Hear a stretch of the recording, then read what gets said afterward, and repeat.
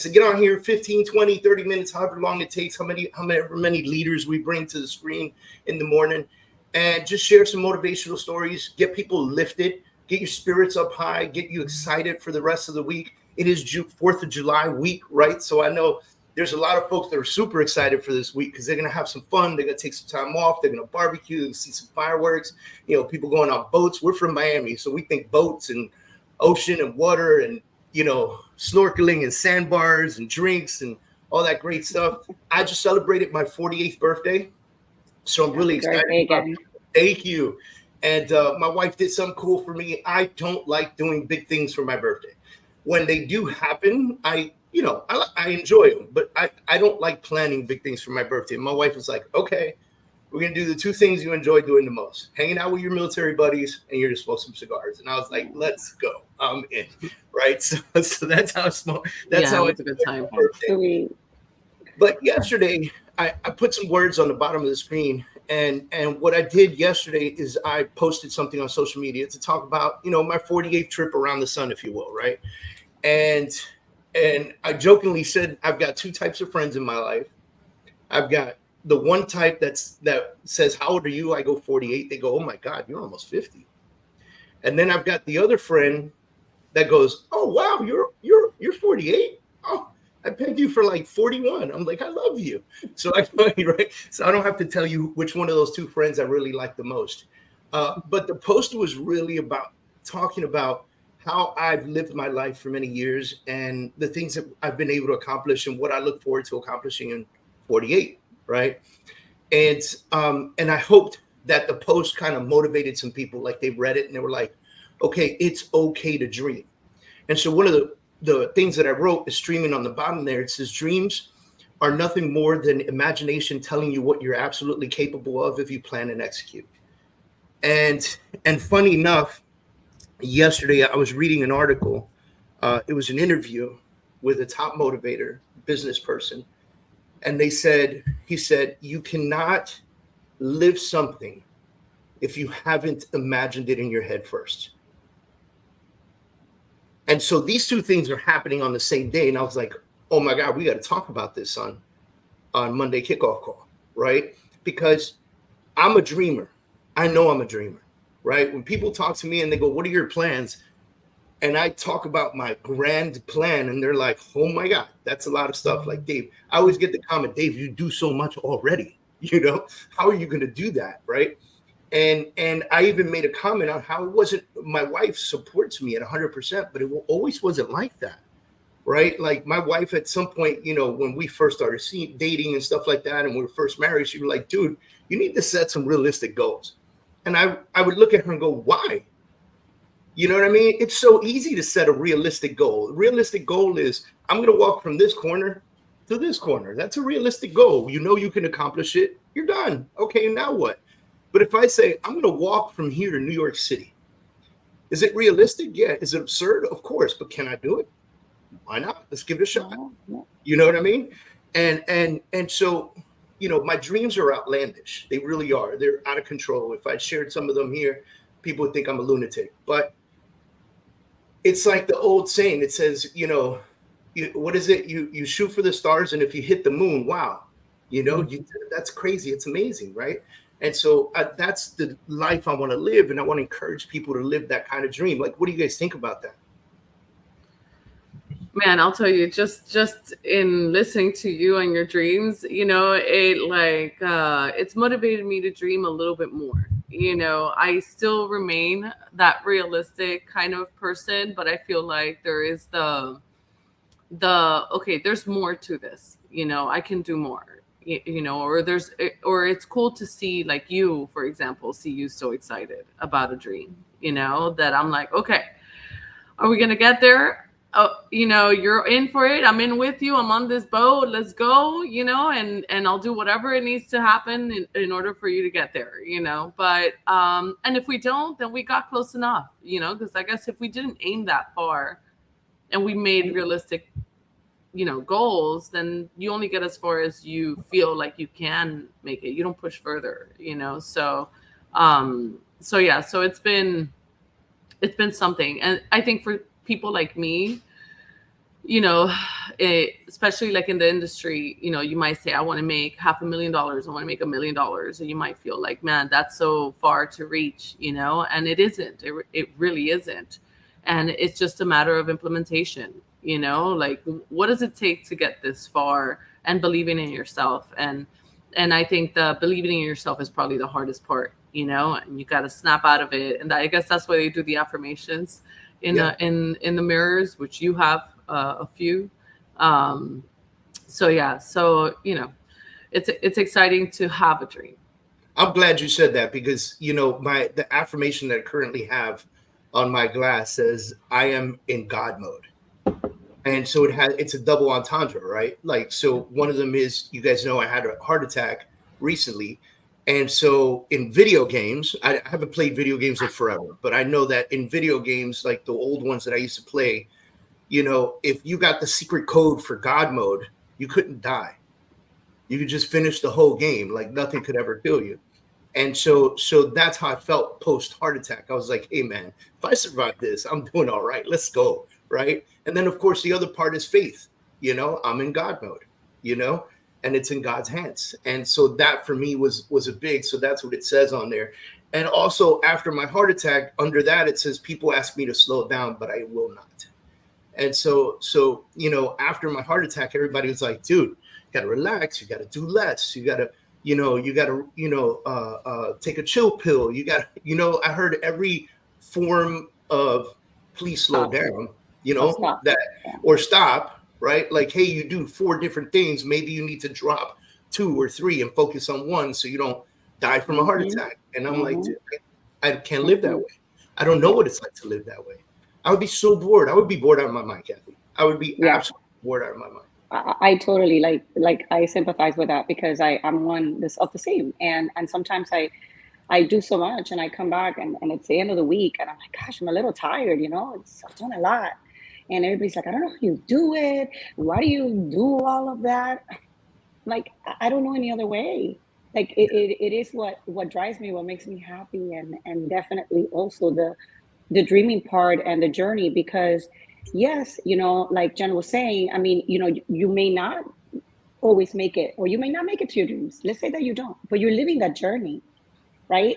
You're living that journey, and you guys are living it together, which is amazing, because not everybody has that. Not everybody has a partner who's willing, and that's just another subject all on its own. Okay. Yeah. Some people are on this journey alone, and they still push each other and alone, right? And they look at each other in the mirror, and maybe they slow down, but they don't stop. And I think that's definitely the key. You don't stop, no matter what you're going through, right? You keep going. And I like dreams that are you said awesome that. to have. Yeah, I like that you said that, Kathy, because I feel like in not stopping and keep going, you do more, obviously, you know, but the moment that you stop is where you start second guessing yourself, when you start getting bored, where everything doesn't make sense. But when you're busy, you're busy. I mean, I do that with my kids. It's just to talk about a simple foundation. I keep my kids busy with sports and school and everything else so that they don't have time to think about how, you know, like how they can't do this or can't do that, or, you know, doing other things that are not good for them, like drugs or whatnot. You know what I mean? So absolutely. I guess equally for us, just and I've noticed like David will keep moving. And I, you know, I'm coming back into the industry. So myself, I used to be always moving. And I'm trying to get back into it. And I'll tell you, it is a process to be like, okay, how do I get myself busy in a productive way? Again, where all of these dreams, all of these goals make sense, and where I don't second guess myself as much anymore. And I'm sorry, Dave, go ahead. No, go ahead. I was just going to say that you said a really, really key word too, like in a productive way. Because one thing I found, you know, I've only been in with my license for a little bit over a year.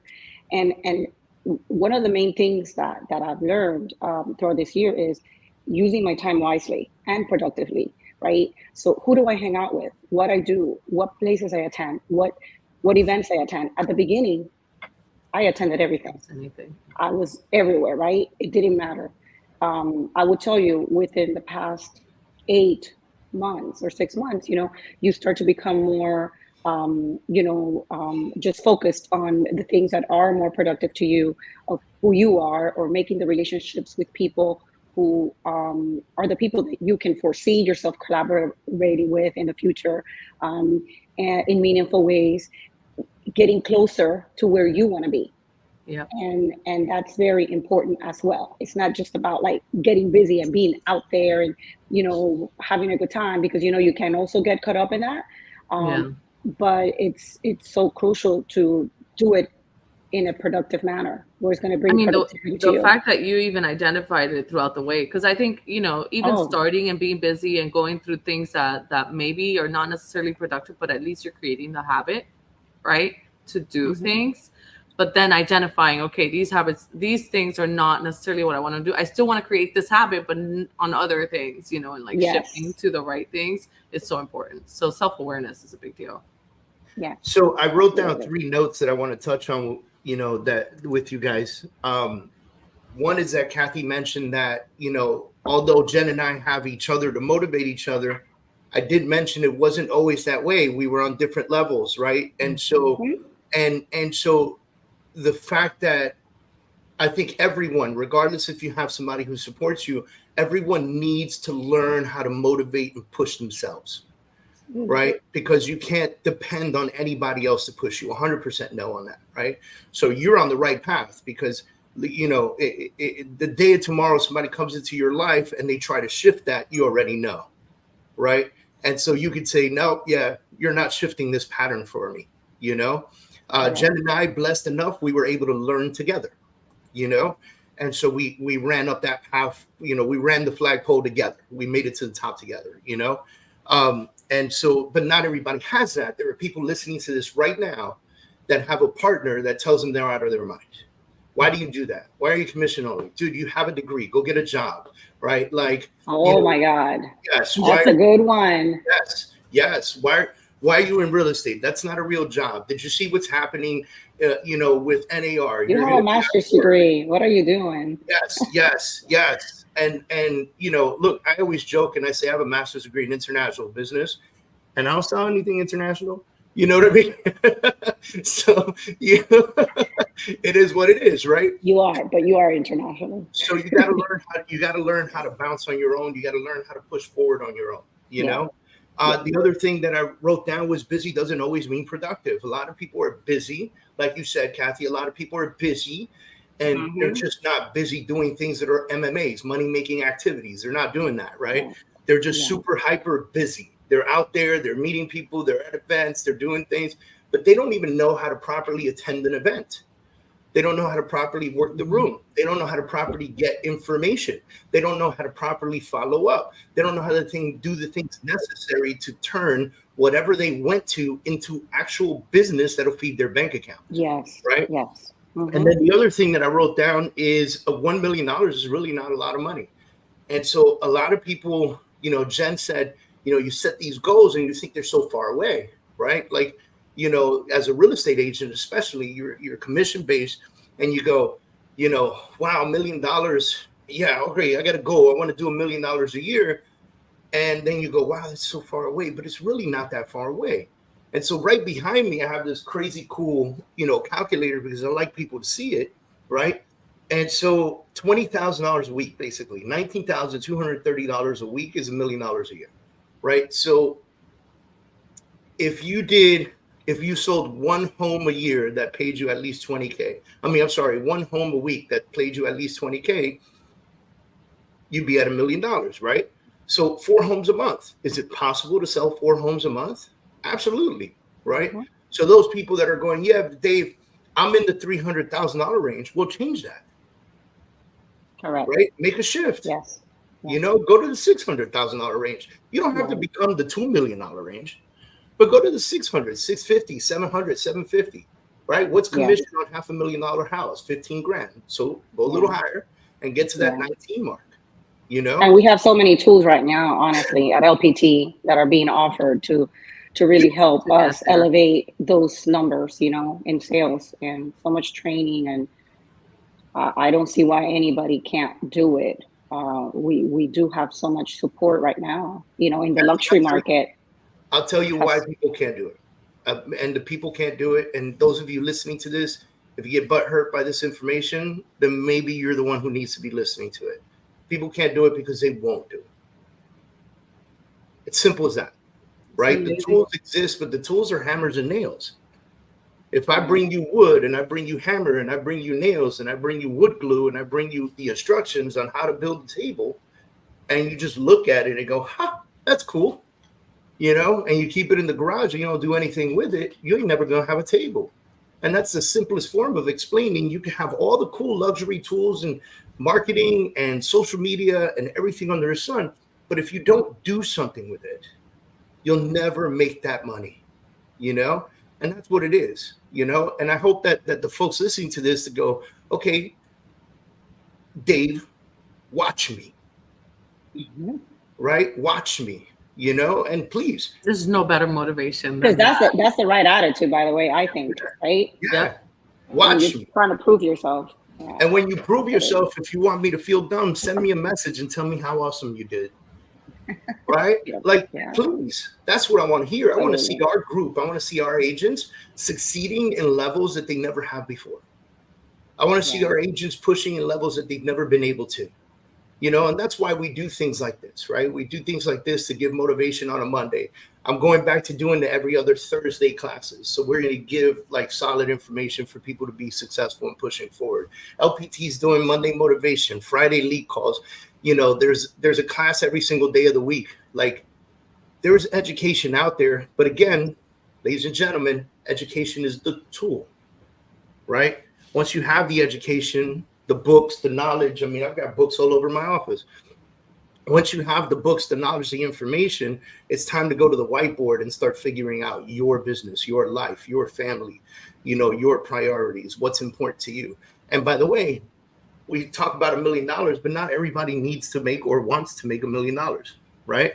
And that's okay too, So don't feel pressured or bullied or peer driven into feeling like you have to make $1 million, because you don't. Many of you are good to go with a 6-figure, $100,000 salary income or whatever it is. And that's cool too. By all means, $60,000 a year. If that's your number because you live in an area that's super inexpensive and that's all you need, sure, do that too. Whatever makes you happy, whatever gives you the time you need for your life and your family, and your excitement, So those are the 3 things that I wrote down. Busy doesn't always mean easy. $1 million is really not a lot of money. And you need to figure out how to motivate yourself before you ask anybody else to motivate you. You guys want to drop anything before we finish this meeting? I would just say make connections, continue to make connections, the right connections, because you never know. For those of us that are aiming high, right? The million and above and beyond, I don't see it any other way for me, right? That this is what I know, this is where I'm going, right? And however long it takes, but make the right connections, because you never know when you're going to stumble upon that project, or you're going to stumble upon that, huge opportunity. And if you have spent your whole time basically in a cocoon, you don't have those sources and resources and connections, you're gonna probably have to end up passing it to somebody, because you're not going to be able to do it. Yeah. And I've seen that in so many different ways and levels, So I would say, no matter what, always try to be out there connecting with other people. Awesome. Because it's going to pay off at the end when you need it. It sure is. Jen. Don't let anybody turn off your fire. Don't let anybody dim your light. I love it. Yeah. I feel like it's so easy to have the light dimmed. You know what I mean? To fall into that. And don't let anybody dim your fire. Don't let anything dim your fire. Oh, it's raining today. Oh my gosh, my day's going to be terrible. So really just push forward, even when it hurts. When it hurts the most, that's when you have to push forward. So keep the light on. Yeah.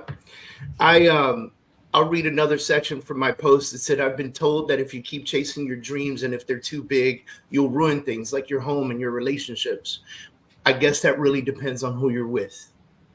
And so, that goes in my statement. It was very particular to my wife, my family, my kids. But that statement could lead to who you surround yourself with. So if your dreams are too big for your circle to comprehend, you're in the wrong circle of friends. Absolutely. Okay. And so that's what I want to leave with everybody. Dreams are okay. Dream all day. As a matter of fact, 5 times, 10 times a day, close your eyes and imagine yourself where you want to be, and then open your eyes and figure out how to get there. You know, continue to dream, because the dreams continue to change. I watched a lady on an interview, and the guy that was interviewing her said, I read an article that you wanted to be worth $1 billion. And she said, yeah, that's an old article. Now I want to be worth 10 billion. Right. And I was like, how great is that? Right. How great is that? She's like, Awesome. it shifted with time, because she's realizing more than likely that her $1 billion valuation is completely achievable. So why not get outlandish and ask for 10? You know, and the more you dream and the louder you are about your dreams, the more the universe, God listens and provides. So, ladies and gentlemen, thank you for jumping in on this Monday Kickoff call. Thank you to you two for joining me this morning. I love it. I hope to see you guys every single Monday, and we'll see you guys soon.